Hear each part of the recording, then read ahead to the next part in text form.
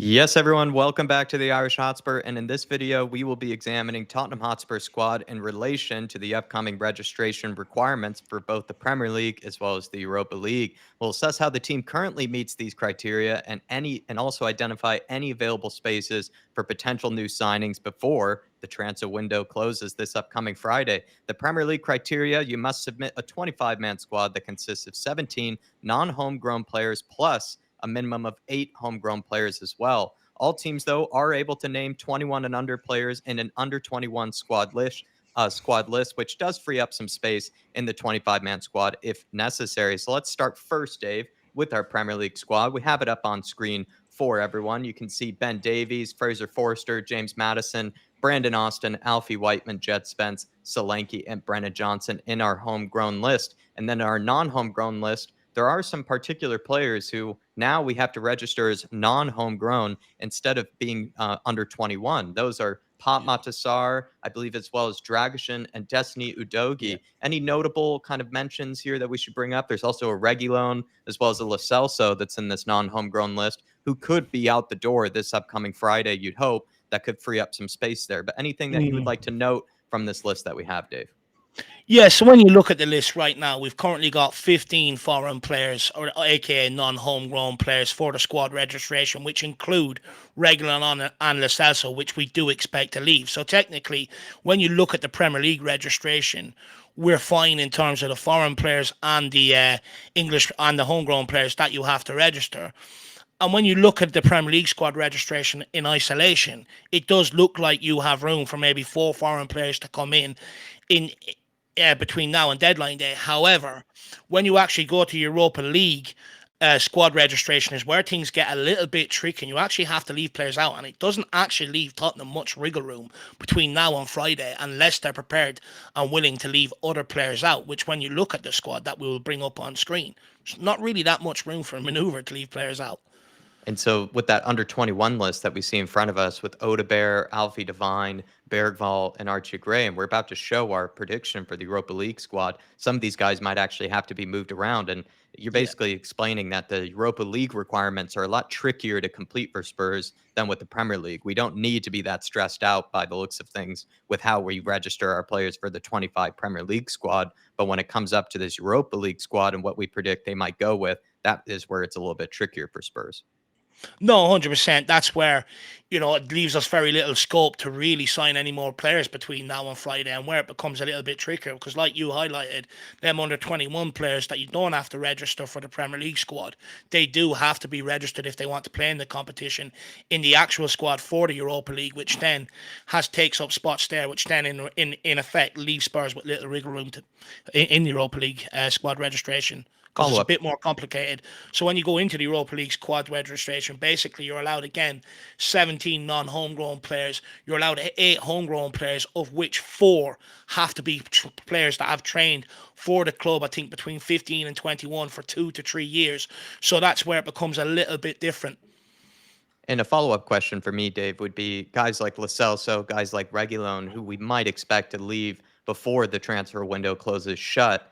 Can we sign another foreign player, another non-homegrown player with those two leaving, or with kind of the Europa League in mind, that's not really a possibility for Spurs? No, with the Europa League in mind, I don't think it's too much of a possibility. When we bring up the Europa League squad, you'll actually see there is actually a couple of spaces there that you could sign one or two players and register them. But when you actually look at the likes of the homegrown list, if you want to include Dominic Solanke and Archie Gray, you then have to register them, which takes up extra spots on the homegrown list. So which means you don't then have the extra spots on the foreign side. So that's where it becomes a little bit tricky. But I've said this all this window. I do not really expect Spurs to be in that market, in that foreign market, and so far they haven't been. So now, David, I have our predicted Europa League squad in front of everyone here, and there have been some changes that we did try to allude to earlier that Spurs have to make this squad requirement for the Europa League, which we did say earlier is a bit trickier. Yet Ben Davies is homegrown. You have James Madison is homegrown. Jed Spence, Dominic Solanke, Brennan Johnson, and as well as Archie Gray. But some of the notable changes have been the likes of Lucas Bergval, Odebear, and as well as some others like Dragashin, Udoji, and as well as Pop Matasar, all have moved into the non-homegrown list for the Europa League squad requirements. And we only have three club trained players that we can note. We have the likes of Alfie Whiteman, Brandon Austin, and Alfie Devine, three players who we're not even sure if we'll even see feature all that much in the upcoming Europa League campaign. And then we have thought about throwing away players like Fraser Forster, as well as Giovanni Lo Celso and Sergio Reguilon, three guys who I don't think we'd expect Spurs to register in the 25-man squad for the Europa League. Any kind of explanations, Dave, for some of the movement, like Lucas Bergvall going down to non-homegrown, and then also maybe some of the throwaways that we've made, like Fraser Forster, away from the Europa League squad entirely? Yeah, so basically, when you take your mind back to the Premier League squad, Lucas Bergvall and Wilson Odegaard were classified as under 21 players that technically didn't have to be registered. However, when it comes to Europe, that rule no longer applies. They actually have to be registered in the squad, which means they move into the non-homegrown slots. Because we signed Bergvall from Sweden, I know we signed Odegaard from Burnley, but previously he came from France, which means they don't meet the criteria to qualify as homegrown or as a club-trained player.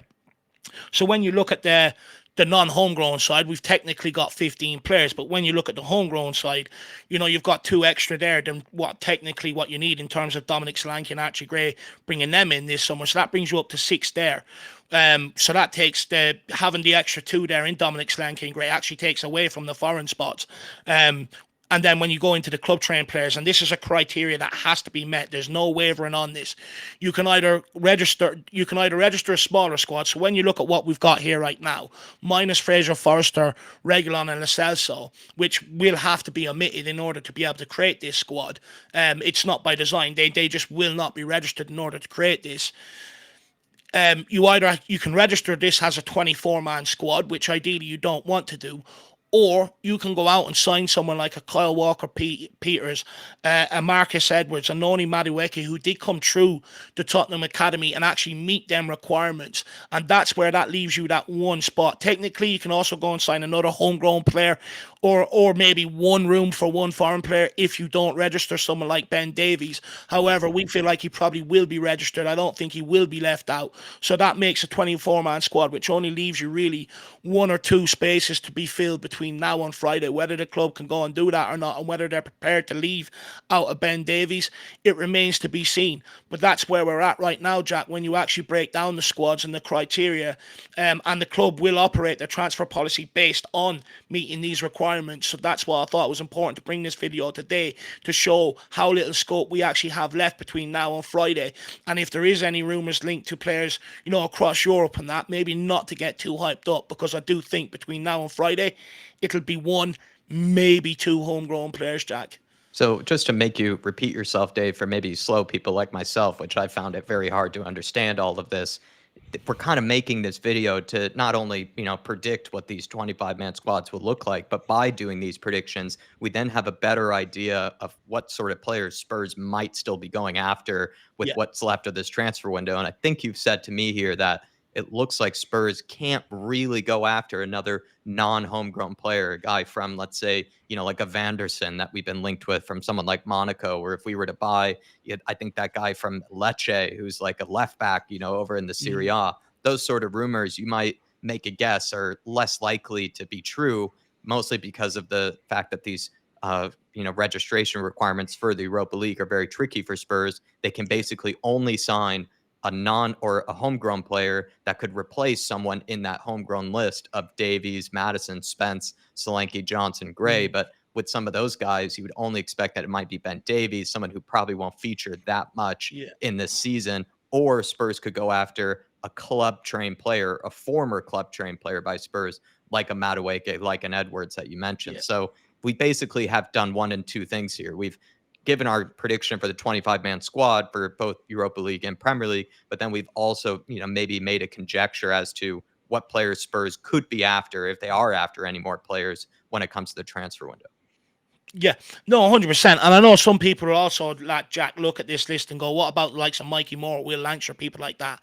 Technically, they don't actually have to be registered for Europe or for the Premier League. For the Premier League, they all classify as under 21 players, but also for Europe, there's a thing called a B list, which is where a lot of your under 21 players will be put on. So if you do, you can bring them players then over into your A list for match day squad. So that's why technically the likes of Hall, Gunter, Mikey Moore, Will Lancashire and all are not on this list, and we're just dealing with what we see as Tottenham's first team squad that will have to be registered for these squads. And when you look at it, Tottenham only have one or two positions that they can really bring in between now and Friday. So anyone that's expecting 4 or 5 signings, it's not going to happen. I would say 1, 2 at the absolute max.